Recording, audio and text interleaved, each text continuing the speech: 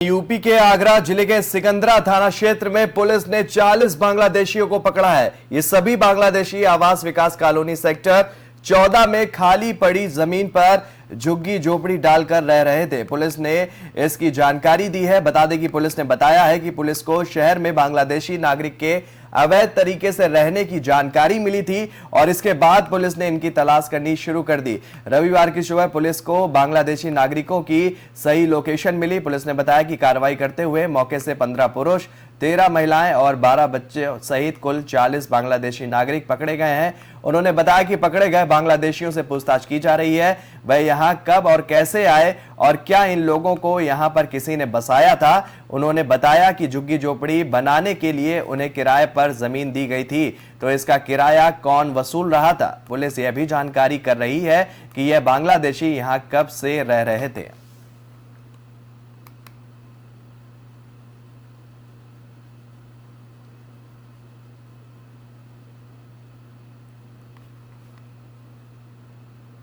और बढ़ते हैं अगली खबर की तरफ। विश्वव्यापी चर्चा का केंद्र बने अडानी समूह के लिए यूपी से भी बुरी खबर है। बता दें कि मध्यांचल विद्युत वितरण निगम ने तय दर से 40% अधिक दर को आधार बनाते हुए अडानी समूह के स्मार्ट प्रीपेड मीटर का टेंडर निरस्त करने का आदेश जारी कर दिया है। यूपी पावर कॉरपोरेशन की अन्य कंपनियों जिसमें पश्चिमांचल, पूर्वांचल और दक्षिणांचल विद्युत वितरण निगम में भी निविदा भी फंसने के आसार दिखाई दे रहे हैं। बता दें कि सभी जगह पर टेंडर निरस्त करने का अंतिम फैसला सेंट्रल स्टोर परचेज कमेटी ही करेगी। इधर पावर कॉरपोरेशन के चेयरमैन एम देवराज ने कहा है कि अभी उन्हें इस संबंध में कोई भी जानकारी नहीं मिली है। बता दें कि मध्यांचल विद्युत वितरण निगम से रिपोर्ट आने के बाद वे कुछ ही कह सकेंगे। बता दें कि प्रदेश में बीते दिनों करीब 25,000 करोड़ रुपए की लागत से प्रदेश में 2.5 करोड़ प्रीपेड स्मार्ट मीटर खरीदने की टेंडर प्रक्रिया हुई थी और टेंडर में सभी जगह अडानी समूह ने भाग लिया था। और इसी खबर पर हमारे साथी सहयोगी अविरल हमारे साथ जुड़ गए हैं। अविरल, अडानी समूह को एक और झटका लगा है। यूपी में जो पश्चिमांचल विद्युत वितरण निगम है उसने जो प्रीपेड मीटर का टेंडर था उसको निरस्त कर दिया गया है। क्या कुछ अपडेट है इस खबर को लेकर? बिल्कुल शोभित, देखिए आपको बता दें कि इस समय अगर अडानी ग्रुप की बात करें तो उनका समय कुछ ठीक चलता हुआ नजर नहीं आ रहा है, क्योंकि उनके जो शेयर है वो एकदम से गिर गए हैं और कहीं ना कहीं उनकी जो संपत्ति है उसको बहुत ज्यादा नुकसान हुआ है। वैसे में उत्तर प्रदेश में भी वो कहीं ना कहीं जो अपना एक टेंडर विद्युत निगम के साथ में जो कर रहे थे प्रीपेड मीटर लगवाने के लिए, तो जिसे जीएमआर का जो स्मार्ट प्रीपेड मीटर है उसे निरस्त करने के लिए कहीं ना कहीं एक खबर सामने आ रही है, लेकिन फिलहाल अभी इसकी पूरी तरीके से पुष्टि नहीं हो रही है। वहीं दूसरी तरफ आपको बता दें कि ये एक बड़ा झटका हो सकता है अडानी ग्रुप के लिए। हालांकि उत्तर प्रदेश पावर कॉरपोरेशन की अगर बात करें तो अन्य जो कंपनियां हैं पश्चिमांचल, पूर्वांचल और दक्षिणांचल के लिए उनमें कहीं ना कहीं निविदा जो है वो फंसने के आसार नजर आ रहे हैं।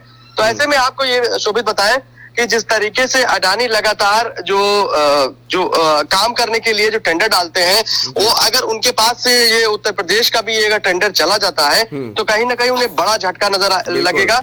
और साथ ही साथ आप ये समझिए कि जो ये उनकी क्षति हुई इतनी ज्यादा, इसकी पूर्ति के लिए उन्हें अभी और ज्यादा मेहनत करनी पड़ेगी। तो ऐसे में लेकिन फिलहाल अगर बात करें जो एम देवराज हैं, चेयरमैन एम देवराज हैं, उन्होंने इधर तौर पर ये कहा है कि अभी इस संबंध में उनके पास कोई ऐसी विशेष जानकारी नहीं है, लेकिन फिलहाल जैसी कोई जानकारी आती है तो वो इसके ऊपर में कार्रवाई जरूर करेंगे। बिल्कुल अविरल, ये बड़ा झटका जरूर है अडानी समूह के लिए और उत्तर प्रदेश से ये झटका मिलता हुआ नजर आ रहा है। अडानी समूह के लिए बताया जा रहा है कि मध्यांचल वितरण निगम ने अपने क्षेत्र के करीब 70 लाख स्मार्ट मीटर खरीदने का टेंडर किया था, जिसे अब निरस्त कर दिया गया है। अच्छा, इसको लेकर क्या अडानी समूह की तरफ से कोई बड़ी प्रतिक्रिया अभी इस मामले को लेकर निकलती हुई नजर आ रही है? अविरल शोभित, आपको बताएं कि जिस तरीके से अडानी ग्रुप बहुत ही साधारण तरीके से चीजों को मैनेज करता है, आप समझिए कि इतने बड़े नुकसान में जाने के बाद भी उनका जो संतुलन है वो अपना बनाए हुए हैं। वैसे हालांकि जिस तरीके से 70 लाख जो मीटर है उनको जो खरीदने का जो टेंडर दिया गया था उसे निरस्त करने की जो बात सामने आई है तो ये एक बड़ा झटका तो है ही, लेकिन दूसरी तरफ अगर देखा जाए जिस तरीके से वो एक बड़े बिजनेसमैन है, हालांकि उन टॉप जो दुनिया के अमीरों की लिस्ट में जो शामिल हो रहे थे वो उनसे कहीं ना कहीं बाहर हुए, तो झटका तो स्वाभाविक रूप से है, लेकिन कहीं ना कहीं वो अपने क्योंकि वो एक बड़े बिजनेसमैन है, वो कहीं ना कहीं दोबारा से अपने आप को स्टैंड करेंगे और इस समय क्योंकि देखिए होता क्या है कि जिस समय नुकसान में कोई कंपनी जाती है तो लोग अपने हाथ खींचने लगते हैं, तो ऐसे में अडानी के साथ भी ऐसा हो सकता है। तो अभी लेकिन देखने वाली बात यह है कि किस तरीके से वो इस चीज को मैनेज करते हैं और आगे की क्या प्रतिक्रिया होती है। अभी फिलहाल उन्होंने कोई ऐसी प्रतिक्रिया उनकी तरफ से नहीं आई है। अच्छा अविरल, इस टेंडर को लेकर क्या यूपी गवर्नमेंट की तरफ से कुछ प्रतिक्रिया अभी देखने को मिल रही है क्या? शोभित, आपको बता दें कि जिस तरीके से ग्लोबल इन्वेस्टर समिट हो रही है, तो ऐसे में उत्तर प्रदेश के मुख्यमंत्री योगी आदित्यनाथ लगातार इन्वेस्टर्स को लुभाने की कोशिश कर रहे हैं। वो चाहते हैं कि इन्वेस्टर आए और यहाँ पर इन्वेस्टमेंट करें। तो ऐसे में अगर अडानी ग्रुप की बात इस तरीके से सामने आ रही है कि उन्होंने टेंडर डाला हुआ था, तो ऐसे में मुख्यमंत्री योगी आदित्यनाथ जरूर कुछ ना कुछ सहूलियत प्रदान करने की कोशिश करेंगे और जो उनका नुकसान हुआ है वो दोबारा से जिस तरीके से स्टैंड करना चाहते हैं, तो मुख्यमंत्री योगी आदित्यनाथ बिजनेसमैन जो है उनको कहीं ना कहीं सहूलियत देने का काम करते हैं। तो ऐसे में कहीं ना कहीं उत्तर प्रदेश की सरकार की तरफ से कहीं ना कहीं बेहतर रिजल्ट इनको देखने को मिलेंगे। आशा सफलता इनको मिल सकती है। बिल्कुल, चलिए इस खबर पर जुड़ने के लिए अविरल आपका बहुत बहुत धन्यवाद।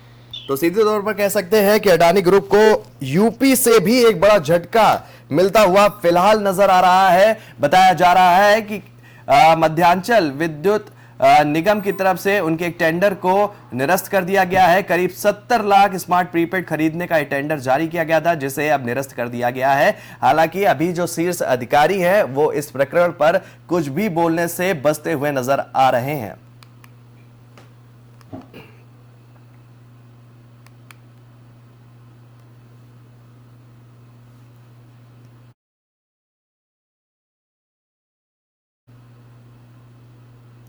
वहीं यूपी कांग्रेस के प्रदेश अध्यक्ष ब्रजलाल खबरी आज लखनऊ में पैदल यात्रा निकालेंगे। बता दें कि केंद्र सरकार की नीतियों के विरोध में कांग्रेस की पैदल ये यात्रा जो है वो निकलेगी।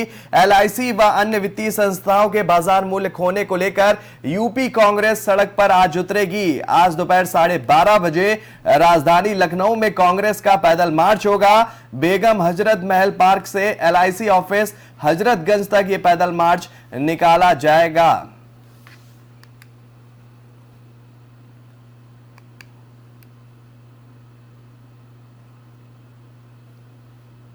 वहीं अगली खबर उन्नाव से है। उन्नाव में फतेहपुर 84 थाना क्षेत्र के कुशालपुरवा गांव में लापता मासूम बच्ची का बीते 2 फरवरी को खेत में शव पड़ा मिला था। पुलिस ने शव का पोस्टमार्टम कराया तो हत्या होने की पुष्टि हुई। इसके बाद पुलिस ने मुकदमा दर्ज किया था। खुलासे के लिए एसपी ने स्वाट समेत स्थानीय थाना पुलिस को भी लगाया था। मामले का रविवार को पुलिस ने खुलासा कर दिया। बता दें कि जिसमें गांव के एक युवक से मृतका की मां के अवैध संबंध के चलते उसकी हत्या होने की पुष्टि की गई है। फिलहाल पुलिस ने आरोपी को गिरफ्तार कर लिया है और मामले की जांच कर रही है।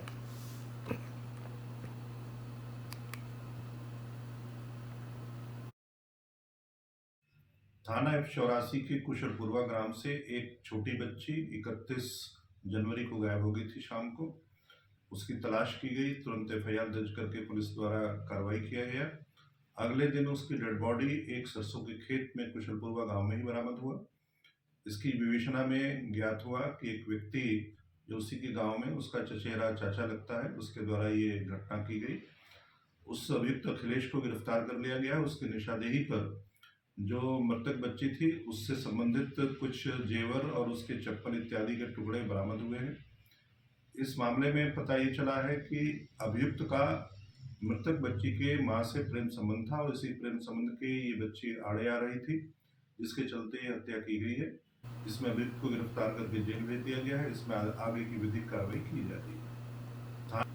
और बढ़ते हैं अगली खबर की तरफ। सुल्तानपुर में देर शाम एक बड़ा हादसा हो गया। यहां 2 कार की आमने सामने टक्कर हो गई। हादसे में 3 लोगों की मौत हो गई है, जबकि आधा दर्जन से ज्यादा लोग घायल बताए जा रहे हैं। सूचना पर पहुंची पुलिस ने घायलों को अस्पताल पहुंचाया है। वहीं गंभीर रूप से घायल लोगों को अंबेडकर नगर भेज दिया गया है। दरअसल यह सड़क दुर्घटना अखंड नगर थाना क्षेत्र में पारा बासु गांव के पास की है, जहां देर शाम एक स्कॉर्पियो और एक कार में आमने सामने की टक्कर हो गई। वहीं हादसे में एक बाइक भी चपेट में आ गई। इस भीषण हादसे में 3 लोगों की मौके पर ही दर्दनाक मौत हो गई है, जबकि 7 लोग गंभीर रूप से घायल बताए जा रहे हैं। आनंद फानन में घायलों को पड़ोसी जनपद अंबेडकर नगर इलाज के लिए भिजवा दिया गया। साथ ही मृतकों के शव को पोस्टमार्टम के लिए भेज दिया गया।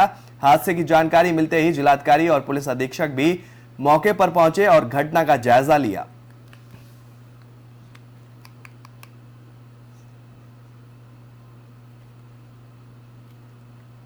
वहीं बदायूं के फैजगंज बेहटा इलाके में एक दंपत्ति ने नवजात बेटे को 1.25 लाख रुपए में बेच दिया। उसके खाते में 1 लाख रुपए भी ट्रांसफर हो गए और इसमें से कुछ रकम उन्होंने खर्च भी कर दी। जब उन्हें पता चला कि कुछ रुपए दलाल ने हड़प लिए हैं तो फिर थाने जाकर बच्चे के अपहरण की तहरीर पुलिस को दे दी। पुलिस ने दलालों को पकड़ लिया है। बच्चा बरामद करने के लिए एक टीम मुरादाबाद गई। फिर टीम को पता चला कि सीमा ने 26 जनवरी को एक बेटे को जन्म दिया था। सीमा का यह छठा बेटा था।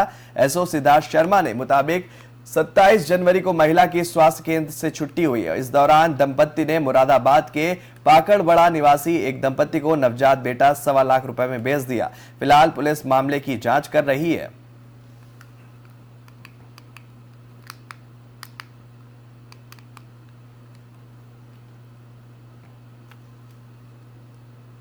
वहीं बीबीनगर में सगाई समारोह के दौरान हुई हर्ष फायरिंग में एक युवक की मौत हो गई। दोपहर बाद बीबीनगर में सगाई समारोह चल रहा था। कुछ लोग बंदूक से हर्ष फायरिंग कर रहे थे। इस दौरान एक गोली शरद के सिर में जा लगी, जबकि दूसरी गोली राजकुमार के कंधे में लगी। शरद की मौके पर ही मौत हो गई। घायल राजकुमार को अस्पताल में भर्ती कराया गया है। बता दें कि हर्ष फायरिंग में आए दिन लोगों की जानें जा रही हैं। बावजूद इसके प्रशासन की ओर से ऐसे लोगों पर कोई कठोर कार्रवाई नहीं की जा रही है। हर्ष फायरिंग के दौरान कई बार सामने आता है कि गोली चलाने वाले ने शराब पी रखी थी। ऐसे में वह शराब के नशे में गोली चला देता है। इसी दौरान किसी मासूम की या किसी अन्य के गोली लगने की खबर सामने आ जाती है। वहीं शरद की मौत के बाद परिवार में कोहराम मच गया है। वहीं खुशियां एकदम पूरी तरह से मातम में बदल गई। पुलिस इस मामले की जांच कर रही है।